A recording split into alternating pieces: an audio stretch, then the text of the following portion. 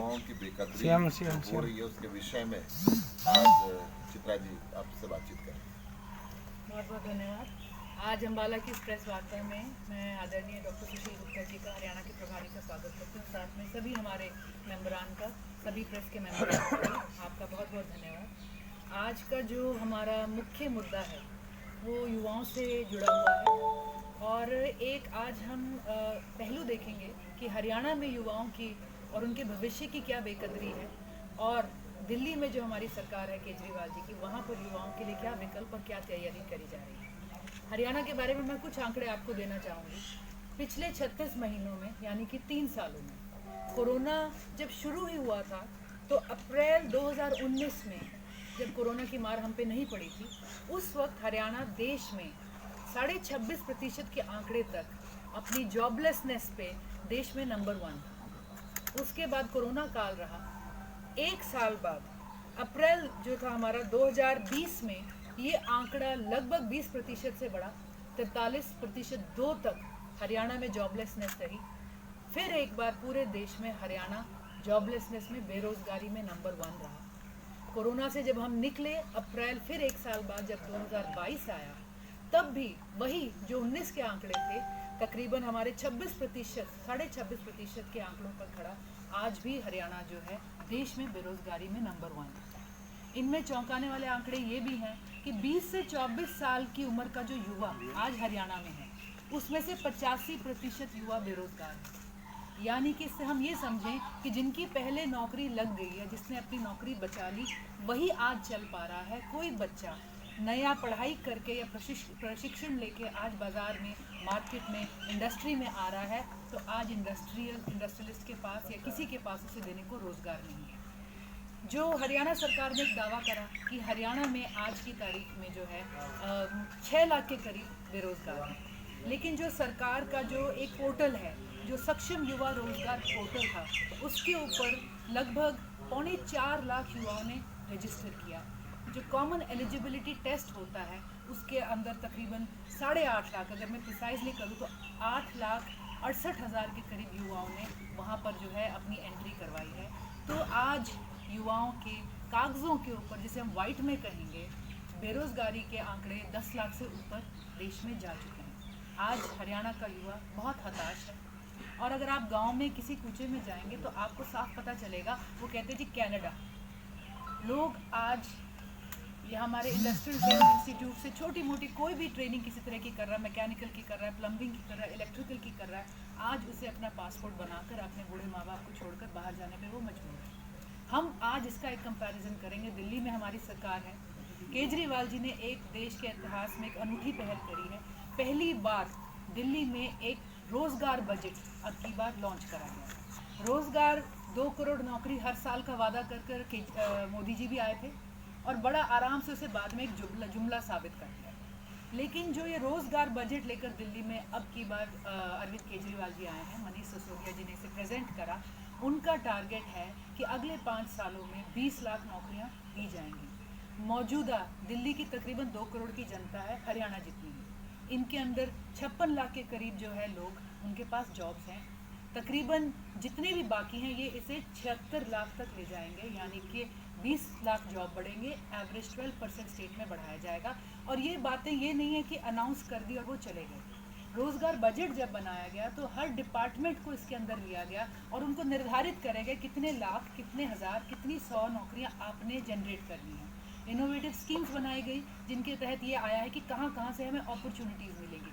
Entrepreneurship, जो startups हैं, जो कोरोना के समय चलते हमने डिजिटल इकोनॉमी देखी है, इन सब को लेकर बहुत ही खूबसूरत उन्होंने प्रोग्राम करा है।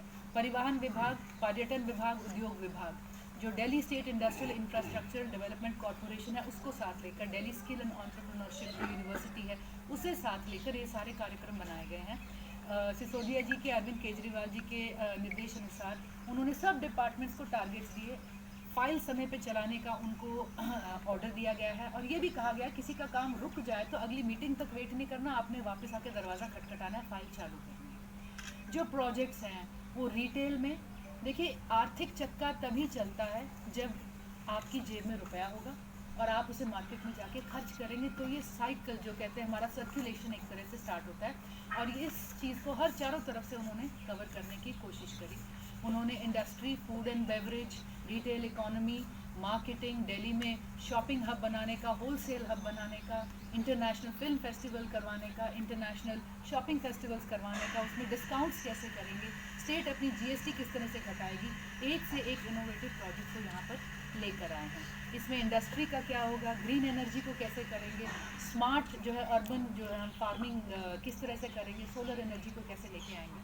तो इन सारी चीज़ों को देखते हुए लोगों को ये पता है कि जब अरविंद केजरीवाल जी कोई प्रोजेक्ट को प्रोग्राम लेके आते हैं तो वो सफल भी होता है।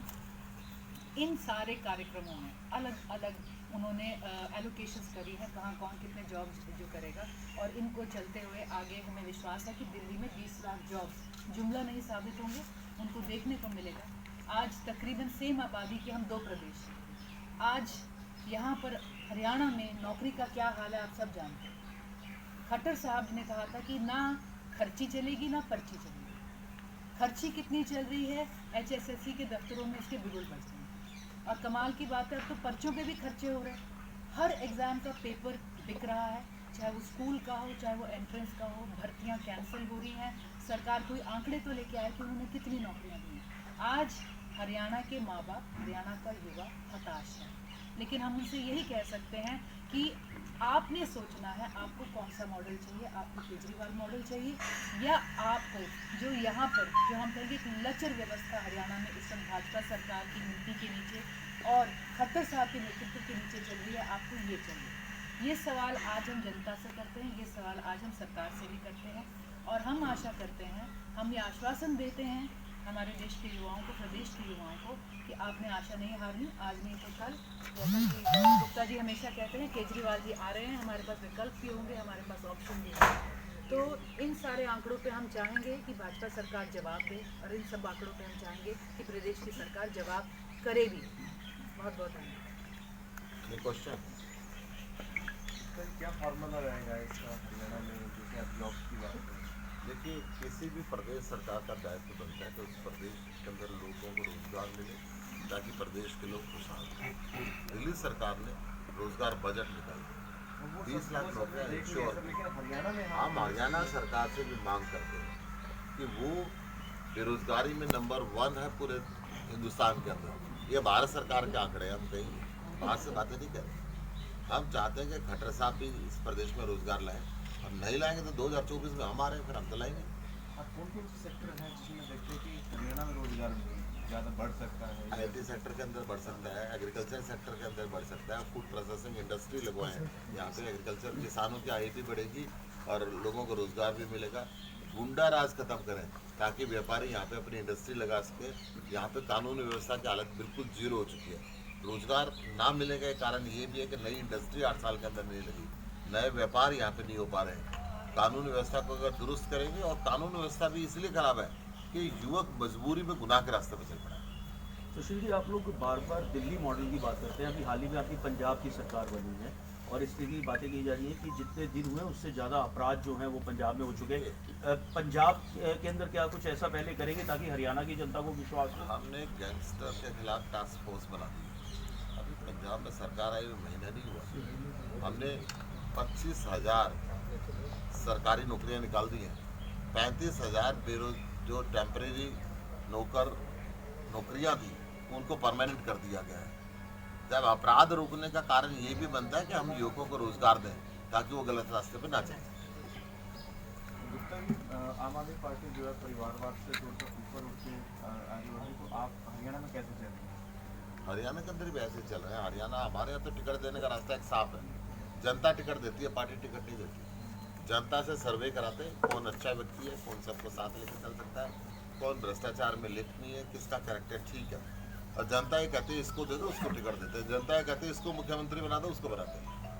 सर, हरियाणा का बेरोजगार हर किसी नए नेता पर, पार्टी पर विश्वास करता है। कोई उम्मीदों की किरण उसे दिखाई देती है, वो विश्वास करता है, लेकिन एक रोड मैप क्या आपकी पार्टी उसे देगी? देखिए, हमारी पार्टी ने कल मुख्यमंत्री जी ने एक प्रेस रिलीज निकाली, प्रेस कॉन्फ्रेंस की है। रोजगार बजट निकाला है, हर सेक्टर के अंदर कहाँ कहाँ हम कितने रोजगार दे सकते हैं, कैसे रोजगार पैदा कर सकते हैं। मुख्यमंत्री के नेतृत्व में मनीष सिसोदिया जी हमारे जो शिक्षा मंत्री हैं, उन्होंने कहा था कि हम देश के अंदर पहली ऐसी सरकार बना रहे हैं जो रोजगार देने वाली बच्चे पैदा करेगी, जो बच्चों को ऐसी ट्रेनिंग देगी वो रोजगार मांगे ना, रोजगार दें। और हमने 20 लाख रोजगार देने का एक रोड मैप तैयार किया है। हर सेक्टर के अंदर अलग अलग उसके अंदर जिम्मेदारियां दी हैं, हर विभाग के विभाग प्रमुख को जिम्मेदारियां दी हैं, टाइम बाउंड प्रोग्राम दिया है ताकि रोजगार सबको मिल सके। वैसे दिल्ली के अंदर रोजगार की दर सबसे ज़्यादा है, फिर भी एक भी व्यक्ति बेरोजगार ना रहे ये निश्चित करें अरविंद केजरीवाल। सुशील जी, ऐसा नहीं लगता कि हम सिर्फ दिल्ली की बात करते हैं? जब हरियाणा के लिए पूछा जाता है SYL का पानी कब आएगा, आप कहते हैं सरकार बनने दें, जबकि पंजाब में आपकी सरकार है, वहाँ पर अगर SYL सर मेरा सवाल सुनते थे वहाँ कंप्लीट हो जाए। आज भी जो प्रेस कॉन्फ्रेंस आपकी है, हरियाणा को लेके क्या रोड मैप होगा, हरियाणा में रोजगार कहाँ आएंगे, इसको लेकर क्या कुछ तैयारियां आप लोगों ने की? देखिए 2024 के अंदर हमारी सरकार आ रही है, उसके बाद रोड मैप यहाँ का बनाएंगे। आज मैं रोड मैप बनाऊँ, उस रोड मैप का कोई मकसद नहीं होगा। आज मकसद है कि हमने पेंशन छोड़ी, हमने कहा कि सारे देश को इसको लागू करना चाहिए, हमने पंजाब में छोड़ी। आम आदमी पार्टी ने घोषणा की कि पूरे देश के अंदर हम कहीं पे कोई भी 2 पेंशन नहीं लेगा। आज रोजगार की बात कर रहे हैं, दिल्ली के अंदर एक भी युवक बेरोजगार नहीं रहेगा। हम चाहते हैं पूरे देश के अंदर कोई युवक बेरोजगार ना रहे। हरियाणा देश के अंदर सबसे ज़्यादा बेरोजगारी है, हरियाणा के अंदर अपराध देश में सबसे ज़्यादा है, क्योंकि दोनों चीज़ें आपस में मिली हुई है। रोजगार हम चाहते हैं कि खट्टर साहब भी दें। ये बातें आपके माध्यम से हरियाणा सरकार तक भेजना चाहते हैं कि हरियाणा प्रदेश युवकों की इतनी बेकदरी ना करे, उनके नौकरियों के अंदर खर्ची और पर्ची ना चले। जितनी भी नौकरियां हैं इनके पास ईमानदारी से दें और बाकी नौकरियां बनाएं। सर धन्यवाद। 1 मिनट सर, बस 1 मिनट। पंजाब के रिजल्ट के बाद में हरियाणा की हवा बदली है, क्या 2 साल अभी चुनाव में है, क्या पंजाब की कोई ऐसे सटीक प्रोग्राम आएंगे जिन पे हरियाणा का युवा विश्वास करे? पंजाब में हर रोज सटीक प्रोग्राम आ रहे हैं। पहली कैबिनेट की मीटिंग के अंदर हमने 15,000 नए रोजगार दिए। पहली कैबिनेट की मीटिंग के अंदर हमने 25,000 टेम्परेरी नौकरियों को परमानेंट किया। पहली कैबिनेट मीटिंग के अंदर हमने 1,01 करोड़ रुपए किसान की फसल खराबी के मुआवजे के अंदर रखा। हमने पहली कैबिनेट मीटिंग के अंदर कई पेंशन का बंद करके एक पेंशन का फार्मूला लाया, पूरे देश को दिशा दी। आम आदमी पार्टी राजनीति करने नहीं आई, राजनीति को बदलने के लिए आई और राजनीति बदल के रहेगी। सर, आप लोगों की प्रदेश कार्यकारिणी कब तक घोषित होगी हरियाणा के अंदर? सर ये सारी कार्यकारिणी खड़ी है, पूरा प्रदेश हमारी कार्यकारिणी है।